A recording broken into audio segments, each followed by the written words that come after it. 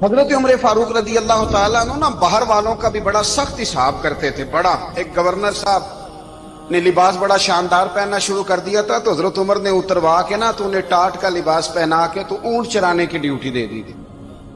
اتنا سخت احتساب کرتے. کسائی کی دکان پر بھی 1-2 گھنٹے کھڑے ہوتے تھے. جو آدمی مسلسل 2 دن گوشت خریدتا تھا نا فرماتے تھے اس کا ٹیکس بڑھا دو, لوگوں کو دال نہیں مل رہی اور یہ روز گوشت کھاتا ہے. حضرت فاروق اعظم اس کو جزیہ کہا جاتا تھا یا کچھ اور معاملات ہوتے تھے بڑھا دیتے تھے. مسلسل جو 2 دن آدمی گوشت کھاتا تھا فرماتے تھے مدینے میں غربت ہے, اگر یہ والا نظام تم کرو گے تو غریب لوگ کس کی طرف دیکھیں گے. لیکن اس سے زیادہ بڑھ کر جو ان کی زندگی کا معیار اور سٹیٹس تھا وہ یہ تھا کہ اپنے گھر کا خاص خیال رکھتے, خاص توجہ کرتے. ملک شام سے اور ایران سے کچھ لوگ آپ کی خدمت میں آئے تو وہاں سے کچھ کنیزیں بھی آئیں. ان کے بادشاہ پیغام لے کے شاہ ایران کی کنیز کو ملکہ نے کہا کہ نا حضرت عمر کی زوجہ کو دیکھ کے آنا ذرا کس طرح کی ہے. ہمارے ملک میں کیا کہتے ہیں خاتون اول, جی خاتون, باقی سارے دووں میں خاتون اول, ذرا خاتون اول کو دیکھ کے آنا. تو وہ جب آئی نا گھر میں ملنے تو کہا کہ مجھے میری ملکہ نے کہا تھا کہ عمر کی زوجہ سے اہلیہ سے ملاقات کر کے آنا. تو حضرت عمر کی اہلیہ نے نا ایک جوڑا کپڑوں کا دے دیا ملکہ کے لیے اور ایک خوشبو کی شیشی دے دی. اب جب وہ تحفے وہاں گئے تو اس ملکہ نے نا کچھ سونے کا سامان بھیجا, کچھ زیورات بھیجے, کچھ تحائف بھیجے. جب حضرت عمر کے گھر آئے نا وہ خادم لے کے آیا, اس نے کہا جی آپ کی اہلیہ نے تحفے بھیجے تھے. تو جواب میں شاہ ایران کی بیوی نے یہاں جس ملک کا وہ سفیر تھا انہوں نے بھی یہ بھیجے. تو حضرت عمر فاروق نا وہ تحفے لے کے گھر گئے تو جا کے کہنے لگے اپنی اہلیہ سے یہ تو کب سے تحفے تحائف بھیجنے لگ گئی ہے, یہ کب سے نظام شروع ہو گیا. تو کہ حضور تحفہ دینا لینا تو ٹھیک ہے, سنت ہے, محبت بڑھتی ہے, تو یہ کوئی قباحت نہیں, اور میں نے اپنی ذاتی استعمال کے لیے جو چیزیں رکھی تھی وہ میں نے دی ہیں. تو حضرت عمر فاروق رضی اللہ تعالیٰ عنہ فرمانے لگے ہم نے کسی ملک کے ساتھ اور اس کے بادشاہ کے ساتھ ذاتی تعلق نہیں بنانا, تعلق جو بھی بنے گا رسول اللہ کے دین کی برکت سے بنے گا. ذاتی رشتے نہیں ہم نے قائم کرنے. ذاتی آپ کے ملک کی جو ایئر لائن جس کا ہر سال خسارے کا ڈنڈورا پیٹا جاتا ہے نا, وہ ہمارے بادشاہ صاحب اور صدر صاحب اگر غیر ملکیوں کو گھوڑا کبھی بھیجنا ہو نا, گھوڑا, تو پورا ایک جہاز گھوڑا لے کے تحفے میں جاتا ہے. پورا جہاز غریب قوم کا یہ سرمایہ, اور قوم بڑی بادشاہ ہے, لائنوں میں لگ کے ووٹ دیتی ہے. 2 کام ہمیشہ لائن میں لگ کے کرنے, ایک بل لائن میں لگ کے جمع کرانا ہے اور ایک ووٹ لائن میں لگ کے, تاکہ پھر پورے 5 سال لائن میں ہی لگے رہیں. مرضی سے آپ ووٹ دینا پر جو بات درست ہے اس کو سنو. حضرت عمر فاروق رضی اللہ تعالیٰ عنہ نے اپنی اہلیہ سے پوچھا کتنے کا تھا وہ تیرا جوڑا اور خوشبو کی شیشی؟ انہوں نے کہا 3 دینار کی. فرمایا یہ 3 دینار تیرے اور باقی جو تحفے آئے ہیں وہ تو خود کہہ, چونکہ اس نے تیرے نام بھیجے ہیں, تو کہہ کہ میں مال غنیمت میں دیتی ہوں, تو کہہ میں مسلمانوں کو کہہ. تو زوجہ ہنس پڑی, کہنے لگی میں نہ بھی کہوں تو مجھے کہنا تو پڑے گا ہی, کہنا تو میں نے ہے ہی, کیونکہ سامنے عمر فاروق ہیں, لہذا فرمایا کہہ دیتی ہوں میں نے دیا خزانے کو. حضرت عمر نے جمع کرا لیا. میں یہ کیا بات ہوں, میرے گھر والے جو مرضی کریں, ان کا معیار زندگی جس طرح کا مرضی ہو. اور حضرت عمر ایک جملہ کہا کرتے تھے, اللہ کرے کہ یہ باتیں اس دور حاضر میں ہماری سمجھ میں آئیں. حضرت عمر فاروق رضی اللہ تعالیٰ عنہ اپنے بچوں کو فرمایا کرتے تھے کہ بہت آدمی کو بھوک لگی ہو نا اور پھر اس کی پسند کا کھانا پکا ہو, جتنے شوق سے وہ اس کھانے کو دیکھتا ہے نا, فرمایا اس طرح پوری قوم اپنے بادشاہوں کے خاندان کو دیکھتی ہے. اس تیزی کے ساتھ دیکھتے ہیں کہ ان کے گھر میں کیا ہو رہا ہے, ان کا معیار زندگی کیا ہے, ان کا سٹیٹس کیا ہے. سیدنا فاروق اعظم رضی اللہ تعالی عنہ نے اپنے گھر کے اندر اپنے بچوں, آپ کے بچے دونوں کاروبار کے لیے مصر گئے تو وہاں کے گورنر صاحب نے لوگوں سے, ایک بہت بڑا قافلہ گیا مدینے سے مصر تجارت کے لیے, جاتے ہیں نا آج بھی قافلے کئی ملکوں میں, تو یہ گئے تجارت کے لیے. تو حضرت عبداللہ ابن عمر, حضرت عبید اللہ ابن عمر, حضرت عمر کے دونوں بیٹے گئے. جناب عمر فاروق کے بچے جب وہاں پہنچے تو مصر کے گورنر نے نا لوگوں کو تعارف کرایا کہ یہ عمر فاروق کے بیٹے ہیں. یہ حضرت یہ چودھری کے بیٹے کو کون بتاتا ہے کہ تو چودھری کا بیٹا ہے؟ باہر والے بتاتے ہیں، گھر والے جی؟ اور سیٹھ صاحب کے بیٹے کو کون بتاتا ہے کہ تو سیٹھ صاحب کا بیٹا ہے؟ اور مالک کو کون بتاتا ہے کہ تو مالک کا بیٹا ہے اور یہ کرایہ دار ہے؟ یہ کون بتاتا ہے؟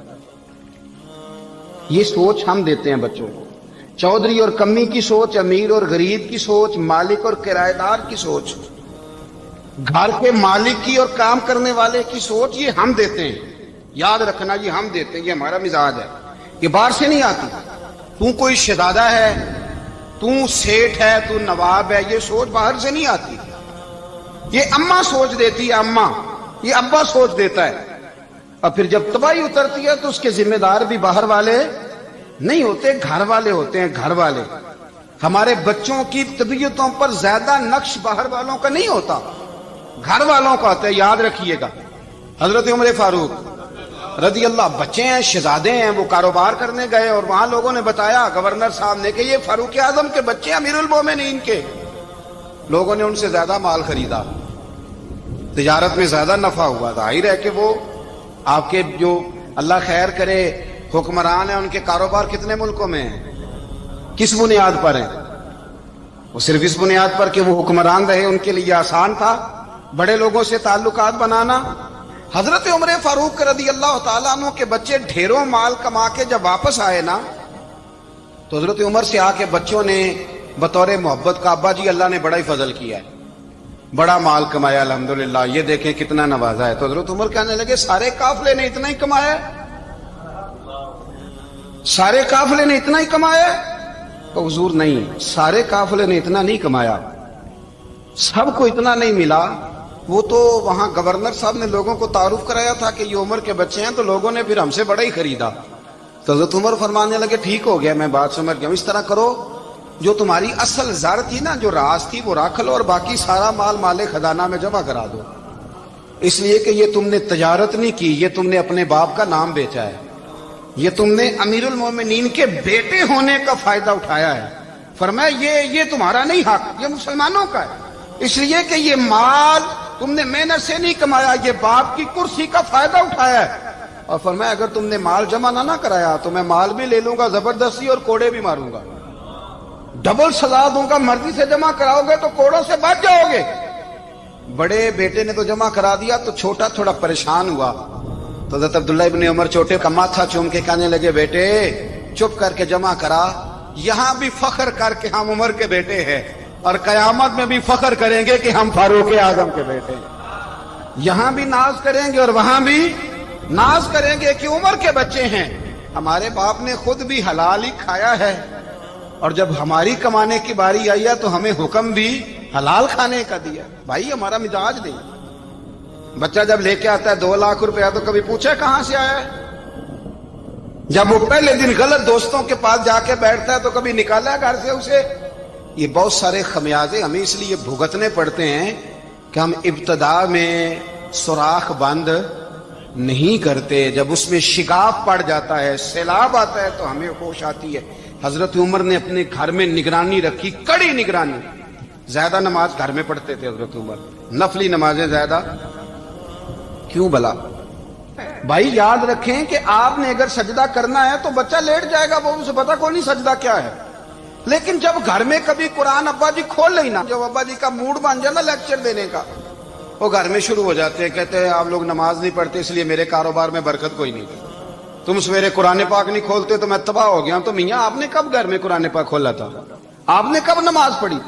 آپ نے کب گھر کے اندر اللہ رسول کا ذکر کیا تھا؟ آپ نے کب حدیث چھیڑی؟ آپ نے بھی تو گھر کے اندر جب بھی آپ آئے ہیں تو آپ نے وہی کچھ کیا جو دنیا دار کرتے ہیں۔ آپ بھی تو اپنا موبائل لے کے الگ کونے میں بیٹھ گئے، آپ نے بھی تو کہا ہے کہ اب تمہارے چینل ختم، اب میری مرضی والا چلے گا۔ تو جو آپ نے کیا ہے بچے بھی وہی کام کریں گے۔ آپ نے بھی گپ شپ لگائی ہے تو وہ بھی لگا رہے ہیں۔ یہ سمجھ لیں جو کام آپ کریں گے آپ اپنے بچوں کی سیرت میں اس کا جلوہ دیکھ لیں گے۔ بڑی پکی سی بات ہے کہ آپ کو بچے کی عادتیں دیکھ کے سمجھ آ جائے گی کہ میں بھی یہی کرتا تھا اور یہ بھی۔ حضرت عمر فاروق رضی اللہ تعالیٰ عنہ وصال فرما گئے، تو آپ کے وصال کے بعد حضرت عثمان غنی رضی اللہ تعالیٰ عنہ نے آپ کی ایک بیوہ سے نکاح کیا۔ حضرت عمر کی ایک بیوہ سے جب وہ آپ کے نکاح میں آئی تو کہنے لگی حضرت عثمان غنی سے کہ حضور نہ تو میں خوبصورت ہوں اور نہ میں جوان ہوں، نہ آپ کی کوئی خدمت کر سکتی ہوں، میرے ساتھ نکاح کرنا سمجھ میں نہیں آیا۔ کیا شاندار جواب دیا حضرت عثمان غنی نے، کیا خوبصورت جواب دیا۔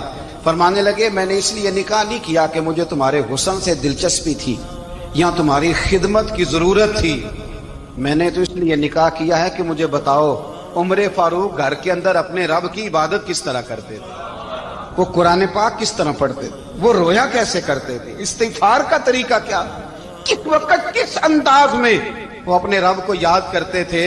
اس لیے کہ عمر کئی دفعہ گھر سے آتا تھا تو میں اس کے چہرے پر نور دیکھا کرتا تھا، میں روشنی دیکھتا تھا، ایک معیار دیکھتا تھا۔ نکاح اس لیے کیا ہے کہ مجھے عمر کی جو گھر کے اندر کی عبادت ہے اس سے آگاہ کرو، تاکہ عثمان غنی بھی چاہتے ہیں اس طرح کے عمل کرو جس طرح کے عمر فاروق کر کے گئے ہیں۔